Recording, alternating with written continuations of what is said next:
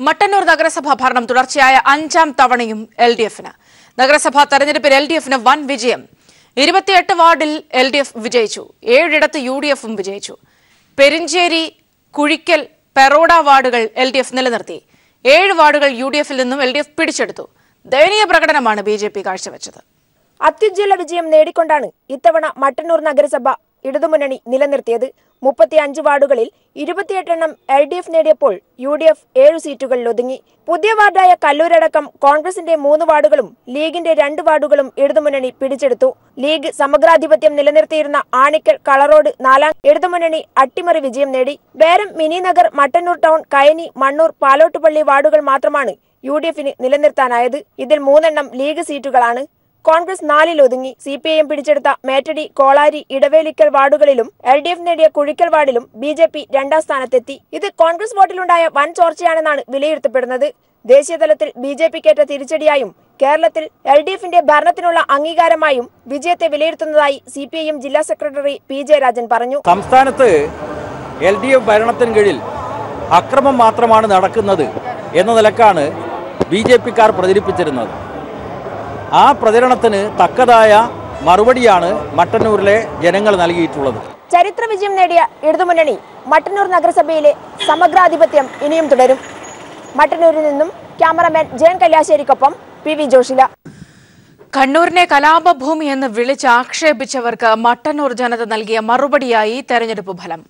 UDF-ന്റെ പ്രസക്തി നഷ്ടമായതിനോടൊപ്പം BJP വട്ടപൂജ്യമായതും ഇരു മുന്നണികൾക്കും കനത്ത തിരിച്ചടിയായി. അതേസമയം ഏവരും ഉറ്റുനോക്കിയ തെരഞ്ഞെടുപ്പിൽ LDF-ന്റെ മിന്നുന്ന ജയം സംസ്ഥാന സർക്കാരിന്റെ പ്രവർത്തന നേട്ടങ്ങൾക്കുള്ള അംഗീകാരം കൂടിയായി. സംസ്ഥാനം ഉറ്റുനോക്കിയ തെരഞ്ഞെടുപ്പായിരുന്നു ഇത്തവണ മട്ടന്നൂർ നഗരസഭയിൽ നടന്നത്.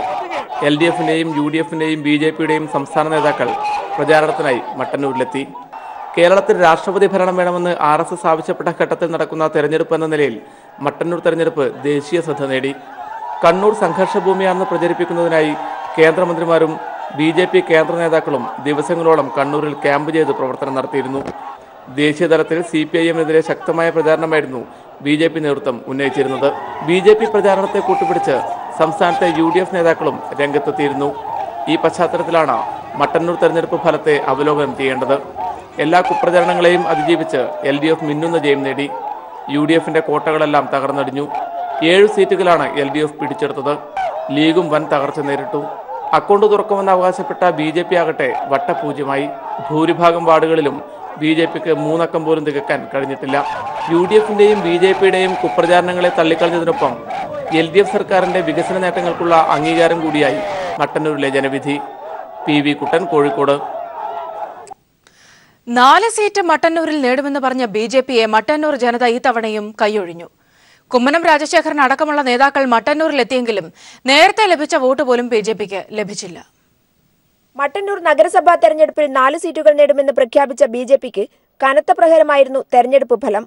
BJP സംസ്ഥാന പ്രസിഡന്റ് കുമ്മനം രാജശേഖരൻ അടക്കമുള്ളവർ തെരഞ്ഞെടുപ്പ് പ്രചാരണത്തിനെത്തിയെങ്കിലും ഭൂരിഭാഗം സ്ഥലങ്ങളിലും കഴിഞ്ഞ വർഷം നേടിയതിനേക്കാൾ വോട്ട് കുറയുന്ന സ്ഥിതിവിശേഷമായിരുന്നു. ഫലം വന്നപ്പോൾ 9 ഇടങ്ങളിൽ 2ാം സ്ഥാനത്തെന്നായിരുന്നു BJP-യുടെ അവകാശവാദം. അയ്യല്ലൂർ വാർഡിൽ 610 വോട്ട് നേടി LDF വിജയിച്ചപ്പോൾ 90 വോട്ട് BJP-യും 75 വോട്ട് UDF-ഉം നേടി. കഴിഞ്ഞ വർഷം UDF നേടിയ 303 വോട്ടിൽ 228 വോട്ടും നഷ്ടമായി. കരേറ്റയിൽ 524 വോട്ട് നേടി LDF വിജയിച്ച വാർഡിൽ 329 വോട്ട് BJP-ക്കും 106 വോട്ട് UDF-നും ലഭിച്ചു. എന്നാൽ BJP-ക്ക് കഴിഞ്ഞ വർഷത്തേതിനേക്കാൾ വോട്ട് കുറഞ്ഞു. ഇടവേലിക്കലിൽ 34 വോട്ട് BJP-ക്കും 29 വോട്ട് കോൺഗ്രസിനും ലഭിച്ചു. LDF 705 വോട്ടിന് വിജയിച്ചു. ഈ വോട്ടുകളാണ് 2ാം സ്ഥാനത്തിന്റെ അവകാശവാദമായി BJP ഉന്നയിക്കുന്നത്. UDF വോട്ടിലെ ചോർച്ച മാത്രമാണ് കുറച്ചെങ്കിലും BJP-ക്ക് തുണയായത്. കേരളത്തിൽ ഇടതുപക്ഷം അധികാരത്തിൽ വന്ന ശേഷം നേരിടുന്ന 2ാമത്തെ തെരഞ്ഞെടുപ്പാണിത്. മലപ്പുറത്തെ പാർലമെന്റ് തെരഞ്ഞെടുപ്പിലും BJP-യുടെ സ്ഥിതി അതിദയനീയമായിരുന്നു. മട്ടന്നൂർ തെരഞ്ഞെടുപ്പിൽ CPIM ആക്രമണകാരികളാണെന്ന BJP പ്രചരണവും ജനങ്ങൾ തള്ളിക്കളഞ്ഞു. രാജ്യഭരണവും BJP-യെ തുണച്ചില്ല. മേറ്റടി, കോളാരി, ദേവർകാട് എന്നിവിടങ്ങളിലല്ലാതെ മറ്റൊരിടത്തും BJP-ക്ക് കഴിഞ്ഞ തവണ ലഭിച്ച വോട്ട് പോലും ലഭിച്ചില്ല.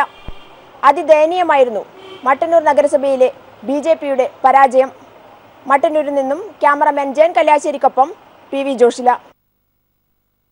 ജൻ ഔഷധിയുടെ മറവിൽ നിരവധി പേരിൽ നിന്നും എൻ രാധാകൃഷ്ണൻ ചെയർമാനായ സൈൻ എന്ന ഏജൻസി പണം വാങ്ങിയതിന്റെ ശബ്ദരേഖ പുറത്ത്.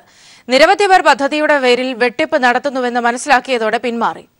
പണം നൽകിയിട്ടും പദ്ധതി പൂർത്തിയാക്കാതെയും നിരവധി പേരുണ്ട് അന്വേഷണത്തിൽ നിന്നും വ്യക്തമായി. ബിജെപി നേതാക്കൾ പറ്റിക്കുന്നതാകട്ടെ സ്വന്തം പാർട്ടി പ്രവർത്തകരെ തന്നെയാണ്.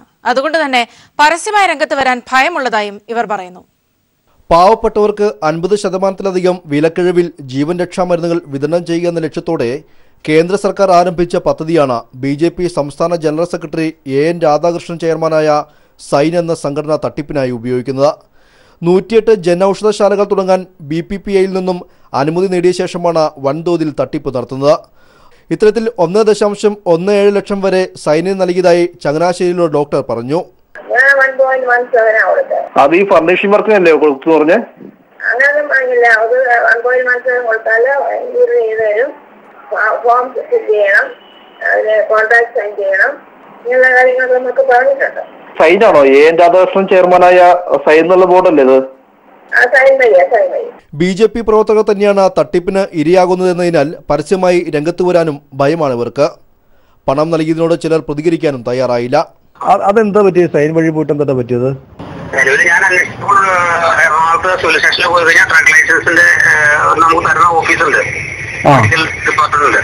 അവിടെ പോയി കഴിഞ്ഞിട്ടുണ്ടെങ്കിൽ എന്തോ നിസ്സാര പൈസ മതി തോന്നില്ല. അല്ല, അവര് ക്യാഷ് എല്ലാം ചോദിച്ചു, അവർ എത്ര രൂപ വേണമെന്നെല്ലാം പറഞ്ഞവര്? ചേട്ടൻ ഇതൊന്നും ഫോണുകൾ പറയാൻ ഞാൻ താല്പര്യപ്പെടുന്നില്ല. എറണാകുളത്തെ സാമുദായിക പ്രമുഖനായ നേതാവ് സൈൻ വഴി അപേക്ഷ നൽകി 2000 രൂപ ഫീസ് അടച്ചതിന് ശേഷമാണ് ഇതിന് പിന്നിലെ പണമിടപാടിൽ കൃത്രിമമുണ്ടെന്ന് മനസ്സിലായി പിന്മാറിയത്. ഇത് സംബന്ധിച്ച രേഖകൾ അന്വേഷണം നടത്തുന്ന CBI ആവശ്യപ്പെട്ടാൽ നൽകുമെന്നും അദ്ദേഹം പറഞ്ഞു. മെഡിക്കൽ കോഴയ്ക്ക് പിന്നാലെയാണ് BJP നേതാക്കളുടെ ജൻ ഔഷധിശാലയുടെ മറവിലുള്ള തട്ടിപ്പും പുറത്താകുന്നത്. News bureau, Kochi. People exclusive. Medical കോഴ റിപ്പോർട്ട് ചോർത്തിയതിന് VV രാജേഷിനെതിരായ നടപടിയിൽ മുരളീധരപക്ഷം കടുത്ത നിലപാടിലേക്ക്.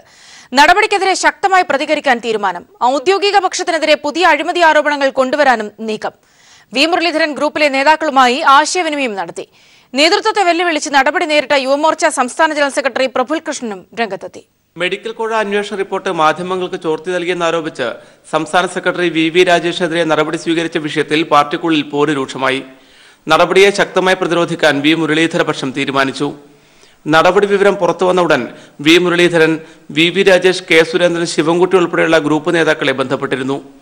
അഴിമതി നടത്തിയ നേതാക്കൾ അകത്തും അഴിമതി ചോദ്യം ചെയ്ത നേതാക്കൾ പുറത്തും എന്ന നിലപാടിനെ പൊതുജനമധ്യത്തിൽ തുറന്നുകാട്ടാൻ മുരളീധരപക്ഷം തീരുമാനിച്ചു. തന്റെ ഏറ്റവും വിശ്വസ്തനായ രാജേഷിനെതിരായ നടപടിയെ മുരളീധരൻ വൈകാരികമായാണ് കാണുന്നത്. വ്യാജ റെസീറ്റ് പുറത്തുവിട്ട വിഷയത്തിൽ നടപടി നേരിട്ട യുവമോർച്ച സംസ്ഥാന ജനറൽ സെക്രട്ടറി പ്രഫുൽ കൃഷ്ണനും മുരളീധരന്റെ നോമിനിയാണ്. ഇവിടെയും അഴിമതി ആരോപണം നേരിട്ട PK കൃഷ്ണദാസിന്റെ അനുയായിയായ സംസ്ഥാന കമ്മിറ്റി അംഗം M മോഹനെതിരെ നടപടി സ്വീകരിക്കാതെയാണ് പ്രഫുലിനെതിരെ നടപടിയെടുത്തത്. അച്ചടക്ക സമിതിക്ക് മുമ്പാകെ വിശദീകരണം നൽകാൻ അവസരം പോലും നൽകാതെ ഇരു നേതാക്കൾക്കുമെതിരെ തിടുക്കത്തിലെടുത്ത നടപടി തനിക്ക് നേരെയുള്ള ആക്രമണമായിട്ടാണ് മുരളീധരൻ കാണുന്നത്. അതുകൊണ്ട് തന്നെ ഔദ്യോഗിക പക്ഷ നേതാക്കൾ നടത്തിയ കൂടുതൽ ക്രമക്കേടുകളുടെ വിവരങ്ങൾ കേന്ദ്ര നേതൃത്വത്തിന് മുന്നിൽ എത്തിക്കാനാണ് മുരളീധരൻ തീരുമാനിച്ചിരിക്കുന്നത്. അതിനിടെ നേതൃത്വത്തെ വെല്ലുവിളിച്ച് പ്രഫുൽ കൃഷ്ണൻ രംഗത്തെത്തി. സത്യം അധികകാലം മൂടിവെക്കാനാകില്ലെന്നും തല പോയാലും നിലപാടിൽ മാറ്റമില്ലെന്നുമാണ് പ്രഫുൽ കൃഷ്ണൻ ഫേസ്ബുക്കിൽ വ്യക്തമാക്കിയിരിക്കുന്നത്. സമീപകാലത്തൊന്നുമില്ലാത്ത വലിയ പ്രതിസന്ധിയിലൂടെയാണ് BJP കേരള ഘടകം മുന്നോട്ട് പോകുന്നത്. അഴിമതി ആരോപണങ്ങൾക്കൊപ്പം വി മുരളീധരനും PK കൃഷ്ണദാസും പരസ്പരം പോർമുഖം തുറന്നത് അണികളെ അക്ഷരാർത്ഥത്തിൽ ആശങ്കയിലാക്കിയിരിക്കുകയാണ്. PV കുട്ടൻ, കോഴിക്കോട്. മെഡിക്കൽ കോളേജ് കോഴയുമായി ബന്ധപ്പെട്ട് കൂടുതൽ പേർക്കെതിരെ പാർട്ടിക്ക് പരാതി ലഭിച്ചിട്ടുണ്ടെന്ന് BJP സംസ്ഥാന അധ്യക്ഷൻ കുമ്മനം രാജശേഖരൻ. കുറ്റക്കാരെന്ന് തെളിഞ്ഞാൽ ഇവർക്കെതിരെയും ശക്തമായ നടപടിയുണ്ടാകും. പാർട്ടിക്ക് അവമതിപ്പുണ്ടാക്കാൻ ശ്രമിക്കുന്നവർ ആരാണെങ്കിലും അവരെ വെച്ച് പൊറുപ്പിക്കില്ല. ഇരിക്കുന്ന കൊമ്പ് മുറിക്കാൻ ശ്രമിക്കുന്ന നിലപാട് സ്വീകരിക്കുന്നവർക്കെതിരെ മുഖം നോക്കാതെ നടപടി ഉണ്ടാകുമെന്നും ഫേസ്ബുക്ക് പേജിലൂടെ കുമ്മനം പ്രതികരിച്ചു. നടിയെ ആക്രമിച്ച കേസിൽ റിമാൻഡിൽ കഴിയുന്ന നടൻ ദിലീപ് ഹൈക്കോടതിയിൽ വീണ്ടും ജാമ്യാപേക്ഷ സമർപ്പിച്ചു. പൾസസുനിയെ ജീവിതത്തിൽ ഒരിക്കൽ പോലും കണ്ടിട്ടില്ലെന്നും ഒരേ ടവർ ലൊക്കേഷൻ വന്നത് ഗൂഢാലോചനയ്ക്കുള്ള തെളിവല്ല എന്നുമാണ് ദിലീപിന്റെ ഒരു വാദം. പൾസസുനിയുടെ കത്ത് കിട്ടിയ ദിവസം DGP അറിയിച്ചുവെന്നും പരാതി നൽകാൻ വൈകിയിട്ടില്ലെന്നും ജാമ്യാപേക്ഷയിൽ പറയുന്നു. പരാതി നൽകാൻ 20 ദിവസം വൈകിയെന്ന പോലീസ് വാദം തെറ്റാണെന്ന് ദിലീപ് ജാമ്യാപേക്ഷയിൽ പറയുന്നു. പൾസർ സുനിയുടെ കത്ത് കിട്ടിയ ദിവസം തന്നെ DGPക്ക് വാട്സാപ്പ് ചെയ്ത് നൽകിയിരുന്നു. ബെഹ്റയുടെ പേഴ്സണൽ നമ്പറിലേക്കാണ് അയച്ചത്. പൾസർ സുനിയെ താൻ കണ്ടിട്ടില്ല. അമ്മ റിഹേഴ്സൽ ക്യാമ്പ് നടക്കുന്ന ഹോട്ടലിൽ സുനി വന്നിട്ടുണ്ടാകാം. അക്കാലത്ത് മുകേഷിന്റെ ഡ്രൈവറായിരുന്നു പൾസർ സുനി. അബാദ് പ്ലാസയിൽ റിഹേഴ്സലിന്റെ ഭാഗമായി ദിലീപ് താമസിച്ചിരുന്നു. ഒരേ ടവർ ലൊക്കേഷനിൽ വന്നു എന്ന വാദത്തിന് അതുകൊണ്ടുതന്നെ കാര്യമില്ലെന്നും ജാമ്യാപേക്ഷയിൽ പറയുന്നു. ആദ്യ ജാമ്യാപേക്ഷ തള്ളിയ ശേഷം സാഹചര്യം മാറിയതായി ഹർജിയിൽ ചൂണ്ടിക്കാട്ടുന്നു. അന്വേഷണം പൂർത്തിയായതായും അന്വേഷണവുമായി താൻ പൂർണ്ണമായി സഹകരിച്ചുവെന്നും ജാമ്യാപേക്ഷയിൽ പറയുന്നു. ദിലീപ് കേസിലെ സൂത്രധാരനല്ല, ഗൂഢാലോചനയിൽ ദിലീപ് പങ്കാളിയല്ലെന്നും ഹർജിയിൽ പറയുന്നു. ഒന്നാം പ്രതി പൾസർ സുനി അഡ്വക്കേറ്റ് പ്രതീഷ് ചാക്കോയെയാണ് മൊബൈൽ ഫോൺ ഏൽപ്പിച്ചത്. നടിയുടെ ദൃശ്യങ്ങൾ ചിത്രീകരിച്ച മൊബൈൽ ഫോണിനെക്കുറിച്ച് അന്വേഷണ ഏജൻസിക്ക് ഒരറിവുമില്ല. ദിലീപിനെ നശിപ്പിക്കാനുള്ള ഗൂഢാലോചനയുടെ ഭാഗമായാണ് പ്രതി ചേർത്തത്. മാധ്യമങ്ങളും പോലീസും ചേർന്ന് ദിലീപിനുമേൽ കുറ്റം കെട്ടിവെച്ചതാണെന്നും ജാമ്യാപേക്ഷയിൽ പറയുന്നു. ദിലീപ് ജയിലിലായതിനാൽ 50 കോടി രൂപയുടെ സിനിമാ പ്രൊജക്ടുകൾ തടസ്സപ്പെട്ടു. രാമലീല, കമ്മാരസംഭവം, പ്രൊഫസർ ഡിങ്കൻ തുടങ്ങിയ സിനിമകളുടെ ചിത്രീകരണമാണ് തടസ്സപ്പെട്ടത്. ഇതുവരെ ദിലീപ് ഒരു സാക്ഷിയെപ്പോലും സ്വാധീനിക്കാനോ തെളിവ് നശിപ്പിക്കാനോ ശ്രമിച്ചിട്ടില്ല. 146 സിനിമകളിൽ അഭിനയിച്ചിട്ടുണ്ട്. ദിലീപ് നിർമ്മാതാവും വിതരണക്കാരനുമാണ്. ദിലീപ് സംസ്ഥാന സർക്കാർ പുരസ്കാരം നേടിയ അഭിനേതാവാണെന്നും ഹർജിയിൽ അവകാശപ്പെടുന്നുണ്ട്. News bureau, Kochi. രാജ്യസഭയിൽ നിന്നുള്ള വിടവാങ്ങൽ പ്രസംഗത്തിലും ജനകീയ വിഷയങ്ങൾ ഉന്നയിച്ച CPIM general secretary Sitaram Yechury രാജ്യത്തെ ദുരിതമനുഭവിക്കുന്ന കർഷകരുടെയും തൊഴിൽ രഹിതരായ യുവതയുടെയും പ്രശ്നങ്ങൾ കാണാതെ പോകരുതെന്ന് യെച്ചൂരി പറഞ്ഞു. വൈവിധ്യമാണ് ഇന്ത്യയുടെ ശക്തിയെന്നും രാജ്യത്തെ ഏകശിലാരൂപമാക്കി മാറ്റാനുള്ള ശ്രമങ്ങൾ ഇന്ത്യ ദുർബലപ്പെടുത്തുമെന്നും യെച്ചൂരി അഭിപ്രായപ്പെട്ടു. This is not my maiden speech, so don't use the bell. രാജ്യസഭാംഗം എന്ന നിലയിൽ 12 വർഷത്തെ മാതൃകാപരമായ പ്രവർത്തനത്തിന് ശേഷമാണ് CPIM general secretary Sitaram Yechury രാജ്യസഭയുടെ പടിയിറങ്ങിയത്. യെച്ചൂരിക്ക് സഭ വികാരനിർഭരമായ യാത്രയപ്പ് നൽകി. രാജ്യസഭാംഗം എന്ന നിലയിലുള്ള അനുഭവങ്ങൾ പങ്കുവെച്ചുകൊണ്ടായിരുന്നു യെച്ചൂരിയുടെ വിടവാങ്ങൽ പ്രസംഗം. ഒപ്പം തന്നെ രാജ്യം കടന്നുപോയിക്കൊണ്ടിരിക്കുന്ന സങ്കീർണ രാഷ്ട്രീയ ചുറ്റുപാടുകളെക്കുറിച്ചും യെച്ചൂരി പ്രതിപാദിച്ചു. യഥാർത്ഥ പ്രശ്നങ്ങളിൽ നിന്നും ചർച്ചകൾ വഴിമാറിപ്പോകരുതെന്ന് യെച്ചൂരി സഭാംഗങ്ങളോടും സർക്കാരിനോടും അഭ്യർത്ഥിച്ചു. Please understand the reality. Your farmers committing suicides, which are growing. Your youth that is going around the country feeling a sense of insecurity. We have the youngest country in the world. If we can give our youth education, health and jobs, nobody can stop India from being the leader of knowledge society in the world. We have that potential. Please address to those issues and let us not get diverted onto other unnecessary. വൈവിധ്യമാണ് ഇന്ത്യയുടെ ശക്തിയെന്നും രാജ്യത്തെ ഏകശിലാരൂപമാക്കി മാറ്റാനുള്ള ശ്രമങ്ങൾ വിപരീത ഫലം ചെയ്യുമെന്നും അദ്ദേഹം ചൂണ്ടിക്കാട്ടി. രാജ്യത്തിന്റെ ഐക്യവും സാഹോദര്യവും നിലനിർത്താൻ കൂട്ടായ ശ്രമം വേണമെന്ന ഓർമ്മപ്പെടുത്തലോടെയാണ് യെച്ചൂരി പ്രസംഗം അവസാനിപ്പിച്ചത്. ഭരണ പ്രതിപക്ഷ വ്യത്യാസമില്ലാതെ നിറഞ്ഞ കയ്യടികളോടെയാണ് യെച്ചൂരിയുടെ വിടവാങ്ങൽ പ്രസംഗത്തെ സഭാംഗങ്ങൾ സ്വീകരിച്ചത്. Thank you very much for giving me this opportunity again. Thank you. News bureau, Delhi. കേന്ദ്ര സർക്കാരിനെ വിമർശിച്ച് സ്ഥാനമൊഴിയുന്ന ഉപരാഷ്ട്രപതി ഹമീദ് അൻസാരിയുടെ വിടവാങ്ങൽ പ്രസംഗം. സർക്കാരിനെ സ്വതന്ത്രമായി വിമർശിക്കാൻ പ്രതിപക്ഷ പാർട്ടികളെ അനുവദിച്ചില്ലെങ്കിൽ ജനാധിപത്യം ദുർഭരണത്തിലേക്ക് വഴിമാറുമെന്ന് അൻസാരി പറഞ്ഞു. രാജ്യത്തെ മുസ്ലിങ്ങൾക്കിടയിൽ അസ്വസ്ഥത നിലനിൽക്കുന്നതായും ബീഫ് നിരോധനവും ആൾക്കൂട്ട ആക്രമണവുമെല്ലാം അതിന് കാരണമാകുന്നുവെന്നും രാജ്യസഭാ TVക്ക് നൽകിയ അഭിമുഖത്തിൽ അൻസാരി ചൂണ്ടിക്കാട്ടി. 10 വർഷത്തെ സേവനത്തിന് ശേഷം സ്ഥാനമൊഴിയുന്ന ഉപരാഷ്ട്രപതിയും രാജ്യസഭാ അധ്യക്ഷനുമായ ഹമീദ് അൻസാരിക്ക് രാജ്യസഭാംഗങ്ങൾ ഊഷ്മളമായ യാത്രയപ്പാണ് നൽകിയത്. വിടവാങ്ങൽ പ്രസംഗം നടത്തിയ ഹമീദ് അൻസാരി കേന്ദ്ര സർക്കാർ സമീപനങ്ങളെ പരോക്ഷമായി വിമർശിച്ചു. സർക്കാർ നയങ്ങളെ സ്വതന്ത്രമായി വിമർശിക്കാൻ പ്രതിപക്ഷത്തെ അനുവദിക്കാതിരിക്കുന്നത് ജനാധിപത്യമല്ല. ഇത്തരം പ്രവണതകൾ ജനാധിപത്യം ദുർഭരണത്തിലേക്ക് വഴിമാറുന്നതിന് വഴിവെക്കും. ന്യൂനപക്ഷത്തിന് നൽകുന്ന സംരക്ഷണത്തിലൂടെയാണ് ജനാധിപത്യം സമുന്നതമാകുന്നത്. അതേസമയം തന്നെ ന്യൂനപക്ഷങ്ങൾക്കും അവരവരുടേതായ ഉത്തരവാദിത്വമുണ്ടെന്നും ഹമീദ് അൻസാരി പറഞ്ഞു. വിടവാങ്ങലിന് മുമ്പായി രാജ്യസഭാ TVക്ക് നൽകിയ അഭിമുഖത്തിൽ രാജ്യത്തെ മുസ്ലിങ്ങൾക്കിടയിൽ അസ്വസ്ഥത പടരുന്നു എന്ന കാര്യം അൻസാരി ചൂണ്ടിക്കാട്ടി. അസഹിഷ്ണുത കാരണം രാജ്യത്ത് അരക്ഷിതാവസ്ഥയുണ്ട്. ആൾക്കൂട്ട ആക്രമണം, ബീഫ് നിരോധനം, സദാചാര ഗുണ്ടായിസം തുടങ്ങിയവയെല്ലാം അസ്വസ്ഥതയ്ക്ക് കാരണമാകുന്നു.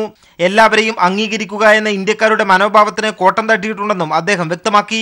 രാജ്യസഭയിലെ മുതിർന്ന അംഗങ്ങൾ സ്ഥാനമൊഴിയുന്ന ഉപരാഷ്ട്രപതിക്ക് ആശംസകൾ നേർന്നു. ഭരണഘടനയെ ഉയർത്തിപ്പിടിക്കുന്ന പ്രവർത്തനമായിരുന്നു അൻസാരിയുടേതെന്ന് പ്രധാനമന്ത്രി നരേന്ദ്രമോദി പറഞ്ഞു. രാജ്യസഭയിൽ ചർച്ച കൂടാതെ ബിൽ പാസാക്കാൻ സർക്കാർ നടത്തിയ ശ്രമങ്ങൾ തടഞ്ഞതിന് CPIM general secretary Sitaram Yechury Hamid അൻസാരിയെ അഭിനന്ദിച്ചു. News bureau, Delhi. തിരുവനന്തപുരം വിതുരയിൽ വീട്ടമ്മയെ ഗുണ്ടകൾ ക്രൂരമായി ആക്രമിച്ചു. വഴിത്തർക്കം പരിഹരിക്കാൻ അയൽവാസിയോടൊപ്പം എത്തിയ 6-അംഗ സംഘമാണ് ആക്രമണം നടത്തിയത്. വീട്ടമ്മയുടെ പരാതിയെ തുടർന്ന് പോലീസ് കേസെടുത്തെങ്കിലും ഇതുവരെ പ്രതികളെ അറസ്റ്റ് ചെയ്തിട്ടില്ല. എന്നാൽ പീപ്പിൾ വാർത്തയെ തുടർന്ന് പ്രതികളെ ഉടൻ അറസ്റ്റ് ചെയ്യുമെന്ന് നെടുമങ്ങാട് ഡിവൈഎസ്പി ഉറപ്പ് നൽകി. ഗുണ്ടാക്രമണത്തിനിരയായ വിതുര സ്വദേശി സീന എന്ന വീട്ടമ്മ തന്റെ വസ്തുവിൽ റോഡിലേക്കിറക്കി മതിൽ കെട്ടിയെന്നുള്ള തർക്കം നിലനിൽക്കെ ഈ പ്രശ്നം സംസാരിച്ചു തീർക്കാമെന്ന് പറഞ്ഞാണ് 6-അംഗ സംഘം അവിടെ എത്തിയത്. തുടർന്ന് വീട്ടമ്മയെ ക്രൂരമായി മർദ്ദിച്ചു. അവശയായ വീട്ടമ്മ പ്രാണരക്ഷാർത്ഥം വീട്ടിലേക്ക് ഓടിക്കയറി. എന്നാൽ അവിടെ നിന്ന് 6-അംഗ സംഘം പോവുകയും തുടർന്ന് മാരകായുധങ്ങളുമായി എത്തുകയും മതിൽ പൊളിക്കുകയും ചെയ്തു. മതിൽ പൊളിക്കുന്നത് തടയാനെത്തിയ സീന തകർന്നു വീണ മതിലിന് മുകളിലേക്ക് വീണ് പരിക്കേൽക്കുകയായിരുന്നു.